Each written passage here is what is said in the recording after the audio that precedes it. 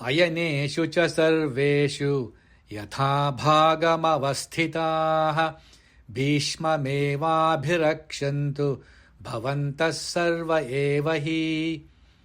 तस्य सञ्जनयन् हर्षं कुरु वृद्धः पितामहः सिंहनादं विनद्योच्चैः शङ्खं दद्मौ प्रतापवान्। ततः शङ्काश्च भैर्यश्च पणवानकगोमुखाः सहसैवाभ्यहन्यन्त सशब्दस्तु मुलोऽभवत्।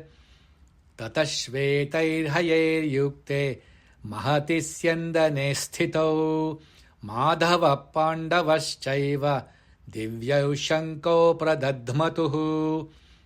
पाञ्चजन्यं हृषीकेशः देवदत्तं धनञ्जयः पौण्ड्रं दद्मौ महाशङ्खं भीमकर्मावृकोदरः। अयनेषु च सर्वेषु यथा भागमवस्थिताः भीष्ममेवाभिरक्षन्तु भवन्तः सर्व एव हि।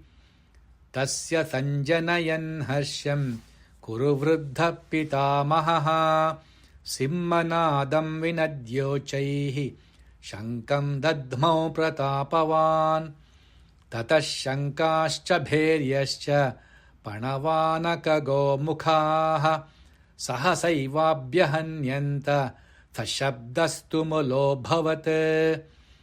ततः श्वेतैर्हयैर्युक्ते महति स्यन्दने स्थितौ माधवः पाण्डवश्चैव दिव्यौ शङ्खौ प्रदध्मतुः।